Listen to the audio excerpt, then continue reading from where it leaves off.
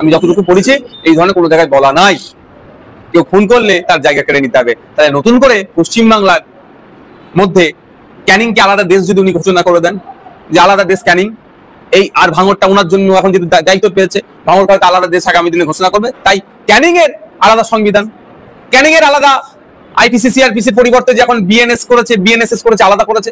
তাহলে ওনার যেটা আইনের বই আছেন তো ওনার কাছে তাহলে আইনের বই এই ধরনের যদি উনি করে রাখেন সেটা উনি বলুক। তবে এই ধরনের যদি করে থাকেন উনি দেশের বিদেশ আর কিছু হতে পারেন না।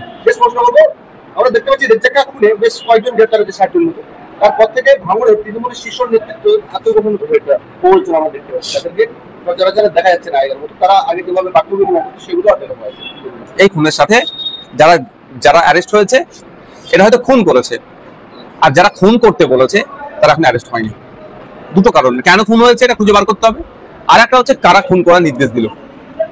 আমি আবারও বলছি, সরকার সাহেব ওই দিনকে রেজ্জাক খানের ডেড বডির সামনে গিয়ে দাঁড়িয়েছিল 10 তারিখ রাত্রে, right side, left side, front side, back সাইডে যারা দাঁড়িয়েছিল সরকার সাহেবকে ঘিরে, তাদের মধ্যে অনেকে খুনি হতে পারে যদি সঠিক তদন্ত হয়। Thank you.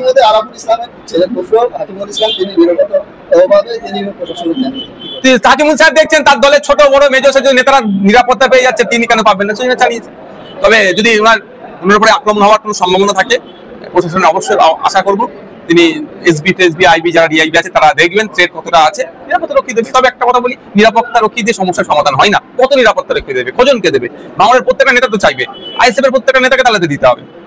যাদেরকে এই গুন্ডামস্তানগুলোকে ধরে জেলের মধ্যে রেখে দিলে নিরাপত্তা রক্ষী দেওয়ার প্রয়োজন বোধ হবে না। ভাঙড়ের চিরুনি তল্লাশি হোক, ক্যানিং পূর্বে চিরুনি তল্লাশি হোক, সেন্ট্রাল ফোর্স, স্টেট ফোর্স দিয়ে ওষুধ। আমি তো ভাঙড়ের বিধায়ক হিসাবে ভাঙড়ের মানুষের আমি শান্তি চাই, ভাঙড়ের মানুষ শান্তিতে থাকুক, অবৈধ অস্ত্র শস্ত্র সব উদ্ধার হোক। Thank you. 21 জুলাই প্রস্তুতিতে আমরা দেখতে পাচ্ছি ভাঙড়ের বেশ কয়েকটা প্রাইমারি স্কুলে বন্ধ করে শাসক দল সেই জায়গায় মিছিল করছে।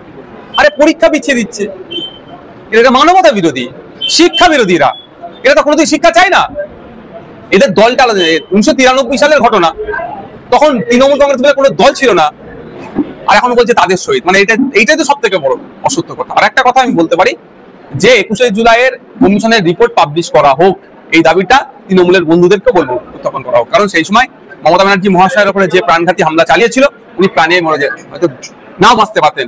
সিরাজুল হক মন্ডল বলে যে ছেলেটি পুলিশের কনস্টেবল ছিল, পুলিশের একজন তিনি কর্মী ছিলেন, তিনি সামনে দাঁড়িয়েছিলেন, তার ঊর্ধ্বতন অফিসারের দিকে বন্দুক তাক করে যে এই মারামারি মার বন্ধ হোক মমতা ব্যানার্জির উপরে, নালে গুলি করে দেবো।